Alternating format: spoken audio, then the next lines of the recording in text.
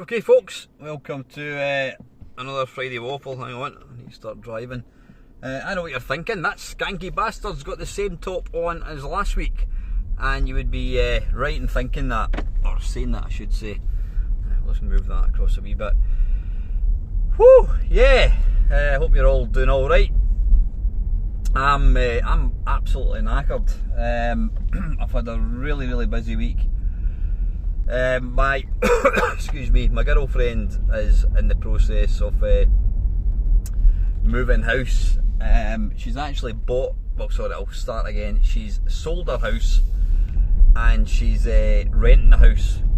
She's just taking out a house to rent. So we've been moving stuff back and forwards. It's been full on. This has been ongoing for probably the last, what, 4 or 5 weeks, if not more than that. And without going into any details, her council tax, because she has got a house which she's sold, but she's still technically got it, she has to pay full council tax on that one. And her new house, which she's renting, she has to pay full council tax on that one, plus another 100% council tax, because it's called a levy, because she's not physically living, because that house is lying empty. She's hit not for just 100% council tax, but 200%, which is just absolutely nonsense. She phoned the council and they says, yep, unfortunately there's nothing you can do. The only way you can get around that is by moving into your empty house. So yeah, from this week, I was through there on Monday. I was playing pool on Tuesday. I was through there on Wednesday. I was through there last night, and I'm going through again tonight, which is Friday. And I actually forgot, oh excuse me, I forgot just how difficult and tiring moving house is. It's been me and somebody else that's basically been doing all the heavy lifting. Trying to get, she's got one of these big corner suites, 3-piece suites. Trying to, I mean, never mind just carrying it, you know, the weight of these things is incredible. Trying to get it out our old house and then through a door, it's just been horrendous. It's been absolutely horrendous. So that, coupled with, we're getting, at work, we're getting an audit, an ISO 9001 and 14-in-1, which, if you don't know what they are, 9001 is a quality management system, and 14,001 is an environmental management system. So we're currently getting audited. We're getting audited next Monday in Livingston, where I stay, and then we're getting audited in Swindon on Tuesday, Wednesday. So I'm going to be in Livingston Monday, and then I'm going to be going down to Swindon on Tuesday morning, and then back Wednesday night. So I'm knackered. I'm absolutely knackered. It's been constant, and yeah. So needless to say, that's the reason I've not been putting out any videos, because I've quite simply not been in. I've been out every night moving furniture and what have you. So yeah, that's it. I've got a wedding tomorrow, not one of my own, I hasten to add. We're going to a wedding, it's one of Lee's friends' sons. So I've got that tomorrow. Can't be arsed with it, I think Lee feels the same, but anyway, it'll be fine. But I think we need a wee break. I mean, tonight I'm going to be building stuff and what have you, helping her just get her house in some kind of order. So, quick rant. I use a piece of software. It's not a piece of software, it's a web-based system called StreamYard. I use that for doing my my live streams, where I've got somebody else, a guest, whatever you want to call it, but I've got somebody else joining me. That's what I use for recording. Now, I know you can get it free. I think there's certain limitations if you're using the free one. So for the last 2 years, probably, something like that, maybe more than that actually, probably is actually more than that, it will be more than that. I've been paying a subscription to which gives you, lets you record like longer videos and allows you to download them and all that kind of stuff. Now I was paying £7.65, I think it is, per month, which is fine. I don't have a problem with that. I just happened to glance at an email that I got from StreamYard yesterday. I'm apparently on the core package. They've told me that they're introducing new features, including 4K. You can download 4K videos and all that kind of stuff. And so I'm paying £7.65, and it's going up to, wait for it, £33. Now that is the lowest tier of membership. The next two are a lot more expensive. So it's not just going up by a couple of quid, which I could kind of put up with. It's going up by from it's £33 something or another. It's effectively going up by, what would that be? It's going up by 16 quid, £16. So that is the from 7 to 30. What would that be? 5 7s is 35. It's effectively going up by 400%. So they can just fuck off. They can absolutely fuck off for that. Can't believe I've never known anything to go up by such a huge amount. It's bad enough if it went up by 50%, but 400%. £7.65 to £33 something. So yeah, I'm going to be cancelling it. I've already cancelled it actually. So I don't know how that's going to impact on me doing live streams. I will have to try. I think a couple of my friends use StreamYard. I think they use the free one. If you don't use the free one, guys, then just be warned, your membership is going to leap up to 33 quid something. So I'm going to have to try and use the free one, because I'm not paying 33 quid, and that's why I monetize my channel, because I was paying £7.65 a month, plus I pay about the same for my podcast, so it's costing me, I've been paying 15-16 quid a month. That's what it cost me for my YouTube channel. So, you know, the monetization helps a tiny little bit. I don't get any financial help from anyone else, apart from one guy who I'm not going to name names, because I don't think that's really fair. But there's one guy that gives me a donation every month, which is massively appreciated. So that does help to kind of cover my costs. But yeah, 33 quid. I can't afford to pay £33 plus my £7 for StreamYard. That'd be £40 a month it's costing me. So nah. Pretty pissed off. I'm actually tempted to write to StreamYard and say, are you having a laugh? Are you really having a laugh putting it up by that amount? So anyway, that's kind of my rant over, folks. I've not really got an awful lot to really talk about. Really, yeah, I've not really got much at all. So next week I'm away down to Swindon. That's Cook Soul, which was martial art, which I was doing for 3 years, something like that. I kind of parked it sort of temporarily because just because of my job and everything else that's going on in my life. And I was, in fact, the guy that runs it, the master, he actually got in touch with me to ask me when I'm going back.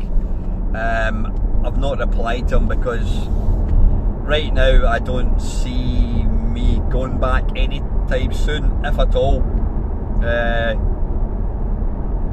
Yeah, just it's mental. You think when you get older, you'll have more time in your hands.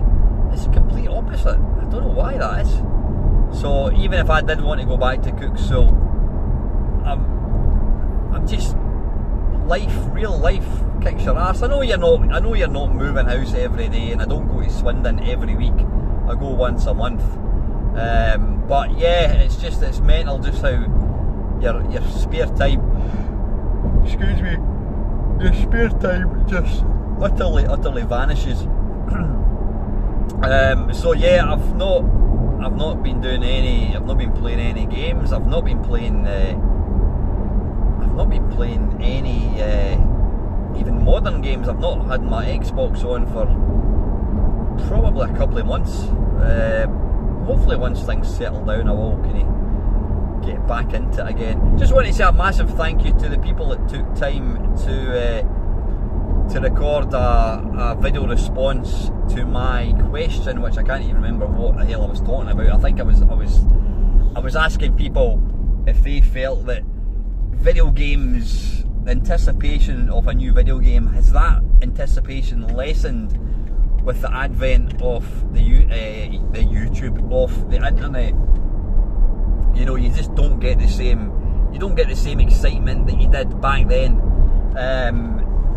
You know, back then there was no internet, so you had to rely on magazines, once a month magazine giving you another couple of juicy screenshots of the game, and that the anticipation you had for games back then was just it was fantastic, and you just don't get that. You don't get that anymore. I mean, it's funny. I don't know whether it's we've become blasé about technology or whether it's an age thing, but I mentioned I think it was last week that I'd got myself a Spectrum Next. I'd bought the N Go off a friend, and which is a Spectrum Next clone, and then I bought the Spectrum Next as well. And I've been watching a few YouTube videos, just, you know, getting a bit of information about it, etc. And it's interesting when the number of people that have actually bought Spectrum Nexts and then have said that they just didn't play it. They couldn't wait to get it, and then when it does come along, they said that they just never played the thing, and that's what happened to me. And it's interesting because, I mean, even like, I can remember getting the PlayStation 4, I can remember getting the Xbox Series X. I got them and I was completely, utterly underwhelmed with lack of excitement. I just wasn't really, there was no excitement at all. You know, whereas back in the day, you got your Commodore 64, you got your Amiga, you're like, wow, can't wait to see the new graphics. Now you get a new system, you get a new bit of technology, and you're just like, I'll have a look at it tomorrow, or I might have a look at it next week. But yeah, the number of people that said they couldn't wait to get the Spectrum Next, and then when they did get it, it sat unopened. You know, just like myself, it's a weird one. Talking of kind of modern kind of hardware, I don't know if I mentioned it last week, and I do apologise if I have, because I can't actually remember what I was talking about last week. The reason that I like modern incarnations of old hardware, aka, or in other words, the Spectrum Next, even things like the Commodore 64, or no, they can't call it the Commodore, the 64, all these modern things like the Mister and all that kind of stuff, it gives you it future-proofs the ability to enjoy these games, because the thing is, if you've got an original Commodore 64, you know, bread bin or whatever it is, the newer version, the Commodore C I think they called it, or you've got a ZX Spectrum plus 2 or plus 3 or a 48K, the problem you've got with these is, well, one, you've got the fanning about trying to get it connected to a modern TV. You know, do modern TVs even have RF connections anymore? Can anybody answer that? I mean, I've got a few kind of modern TVs, but they do have like, they've got SCART cables and they've got RF and that kind of stuff. So yeah, trying to connect an original Commodore 64 or an original Spectrum to a modern TV is just pants. It looks shite. It just looks rubbish. You have to tune the thing. It's rubbish. Then you've got the age-old problem of switch it on and it'll not work because the PLA chip is gone or whatever, you know, chips go, capacitors blow up. I don't have the knowledge, the skill, or the can-be-arsedness to actually repair these things. So things like the Spectrum Next, I primarily bought it to play Spectrum games. I mean, I know there are Spectrum, games out there, but I bought it primarily so I can play Spectrum games in it. And the wonderful thing is that will connect to, you can plug it into a monitor, you can plug it into an HDMI TV, it's got an SD card, it's got all these modern things, so there's no fanning about. You can plug it in and away you go. You can plug in your modern joystick, whatever it is.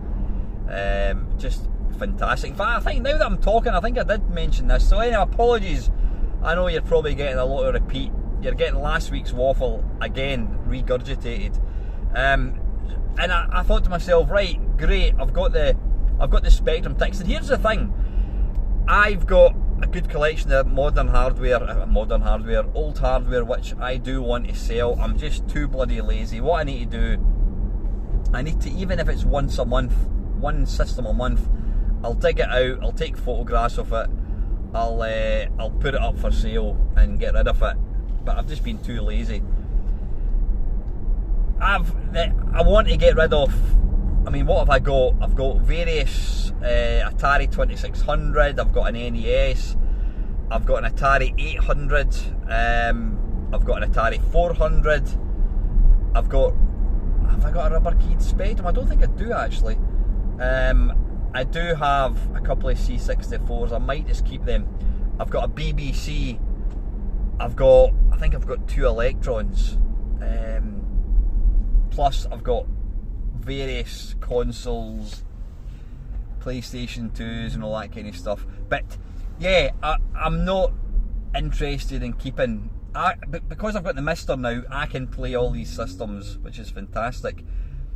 But there's a couple of machines, computers, that I want to retain the originals. I want to retain like the proper keyboard, and that is the Spectrum, because as we know, the Spectrum, you've got various buttons which you can replicate on a PC keyboard, but you don't always know what the key is going to be. And it's the same with the Commodore 64. You know, you've got buttons like run, stop, and the Commodore key and all that kind of stuff. Yeah, very good. Fucking arsehole. So, with that in mind, plus the fact that the Commodore 64 was my machine, that was the one that I've got all the nostalgia for. I don't have really any nostalgia for the Amiga, don't have any nostalgia for the PC, PlayStation, any of these, don't have any. It's weird. Even though they were my kind of go-to systems for a long time, my nostalgia all lies with the Commodore 64. I think because it looks like an old system, it looks like a dated system, I've got nostalgia for it. So I do want to have a modern way of playing the Commodore 64. The Spectrum, I probably will hang on to an Atari as well. I've got an Atari 130 XE, I think it's called. It's got 128K, so I will probably hang on to that. If there was a modern version of the Atari, I know you can get the Atari 400 Mini. I'm not really bothered about that. I will keep yeah, my Atari. Where am I going with this? Can't remember. So anyway, yeah, I've got the Spectrum Next. I've also got a thing called the Just Specky, which is a 48K keyboard, and it's got a modern motherboard in it. It's got I think it's got 2 joystick ports. It's got the SD card, so I can load up games really quick, which is great. But I don't have a modern Commodore 64 system. Yeah, I've got the Mini, the 64. I've got the large, the 64. the problem with these is the absolute crap joystick that comes bundled with it. Now I know people say, well, you can buy a USB, you can buy a USB whatever it is, can't remember the joystick. You can buy various modern incarnations of the joysticks.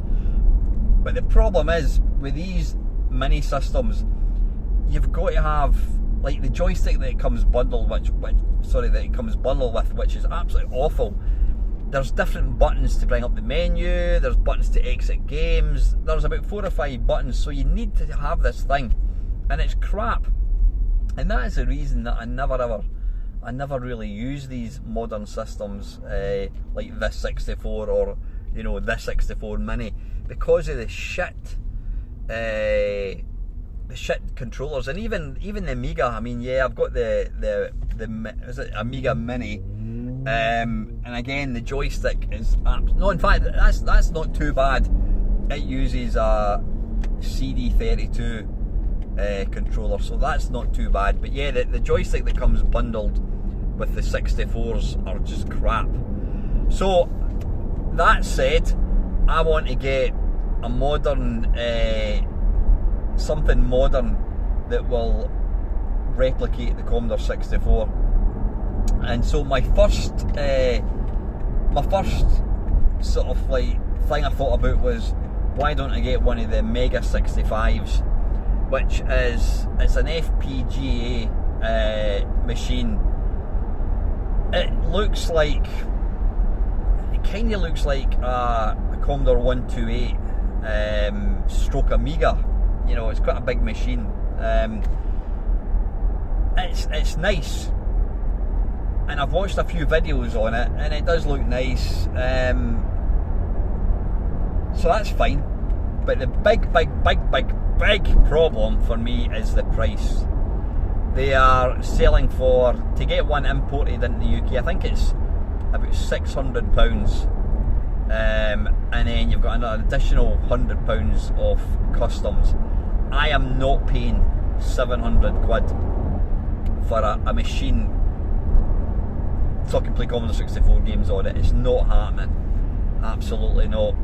So I contacted one of my mates, and he says, why don't you get the Ultimate, I don't know what it's called the Ultimate something or another. It's by a guy called Gideon. I'm not quite sure where he comes from. Is it Sweden or something? And this guy single-handedly manufactures, builds this machine, and it's a brand new motherboard.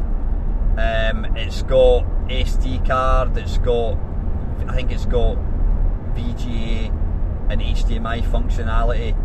It's got extra memory, you can increase the speed of it, and it also takes, I think it takes the original joysticks. So it's wonderful, it's exactly what I'm looking for. I think they sell for about £200, which I'm fine with. The only problem is, because this guy Gideon builds him himself, there's a massive massive queue to get one. I've pre-ordered one. I don't know when I'm going to get it. It could be a couple of months, it might be 6 months, it might even be a year.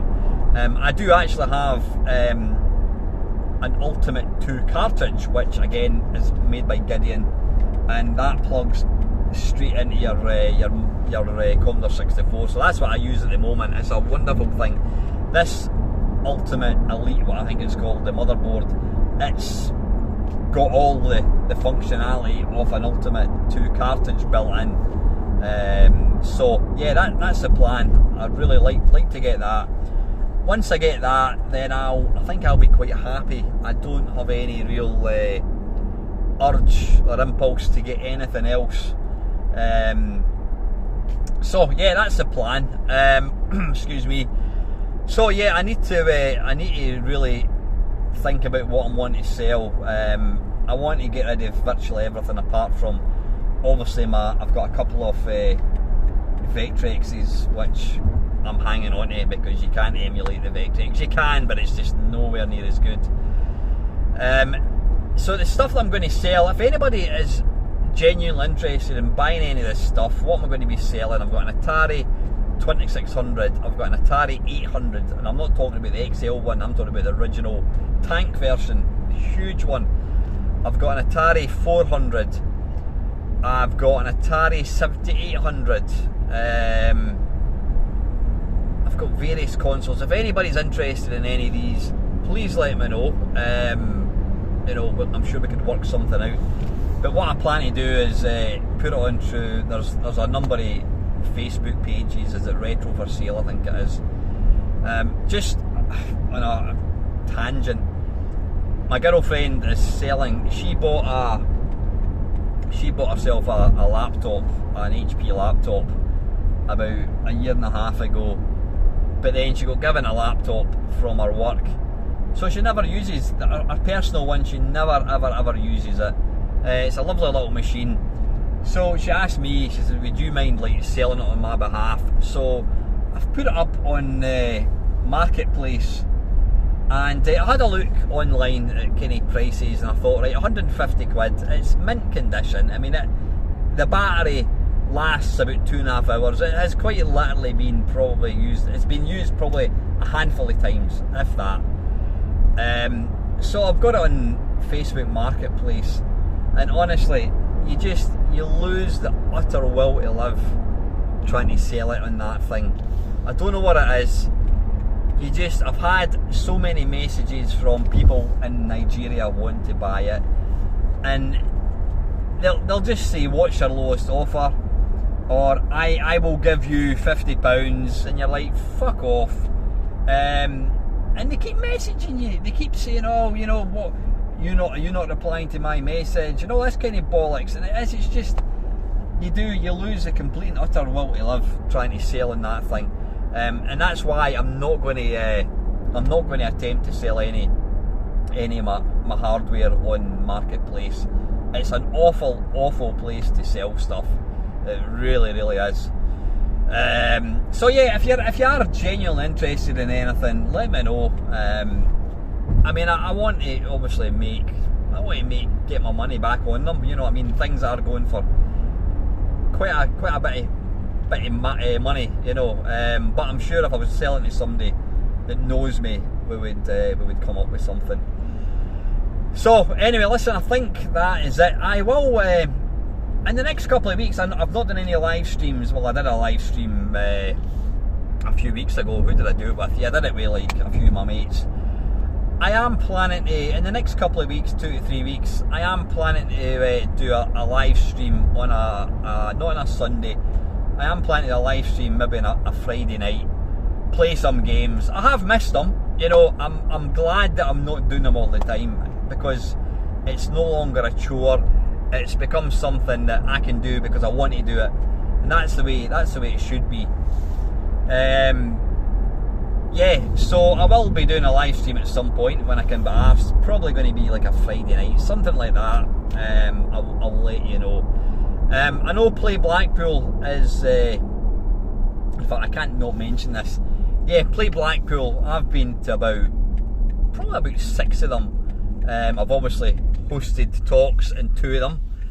Now I'm not going to go into any, I'm not going to start moaning. I've got my own thoughts on, I just feel like the organisers, and I'm not having a go at Retro and Limb, my mate Steve, this is totally nothing to do with him, but the guys that own and run the business of Play Blackpool, I've done talks twice, never ever had so much as a thank you. Nothing, absolutely nothing. So, you know, there's that, but the fact that they're quite happy for you to do talks at your own expense and all that kind of stuff. I mean, they paid for my hotel. If you class the not the Novotel, what's it called again? The shithole, the Norbreck. Yeah. I did them for 2 years running, and then I then have to go and ask this year, oh, by the way, the talks wise, who's doing them? Then I find out, oh, we're getting the guy that did them last year to do them again. Like, alright, okay, that's fine. Thanks for letting me know. So, you know, I wouldn't do that. I won't be doing the talks in Blackpool again. no chance, not doing them. But yeah, a couple of my friends, they're going down to Blackpool, and I'm sure they'll have a great time. I mean, anytime I do go to these things, the highlight for me is always meeting the people. But I noticed John Romero, you know, Doom legend, he's back again this year. I interviewed John in 2022, which was the highlight of my YouTube kind of career. Brilliant, you know, how often do you get a chance to interview the guy that wrote Doom? They got him back last year, which I was quite surprised about. From what I heard, I think the guy that interviewed him did a great job. Fantastic. They've got him back for a 3rd year running. I mean, seriously, come on. What else is there to talk about? You know, I know the guy is a legend, but I've said this on numerous occasions. Play Blackpool, all these play events, they are extremely stale. It's the same machines, it's the same stalls. There are so many people in the retro scene that they could get to appear, but you know, they're bringing out the same people over and over and over again. I've tried to suggest things in the past, like why not get like Tony Temple, you know, John Studley. These guys are legends in the high score thing. Get them on, but no, they don't. Get guys on who you know, refurb, restore arcade machines. Get them on. Get guys like me on. Get Chris Novabug on. Get Dave, you know, Lawn Boys Post. There's loads of people who've got, you know, smaller channels, but no. They bring out the same people. You get all the same. Kim Justice, Larry Bundy Jr., what else? Ashens, all these people. I mean, fucking hell, come on, there's more than just these people, and I'm not having a go at these guys because they have good channels, but there's more than just them. I don't know, but no, the thing that's pissed me off is them not having the decency to say, oh, by the way, you know, we're not going to be requiring you this year for any talks. That, plus the fact that Play Blackpool, the organisers, they don't give a shit, they don't thank you, they don't pay you anything, but they're quite happy to take the money in, you know, when they're selling tickets. So anyway, listen folks, this is going off on a bit of a negative tangent, which I didn't really want to do. Hope you enjoyed the waffle. I will hopefully try and get some videos out, not next week because I'm going to be up to Mars and stuff, and like I said, I'm going to be away down in Swindon next week. But hopefully the following week I will be back and getting some more stuff out. And like I said, if I can be asked, I might actually get a live gameplay thing. So I'm just going to say thank you very much to everyone that supports me. As always, it is appreciated. Till next time folks, have a great weekend, and as always, thank you very much for watching.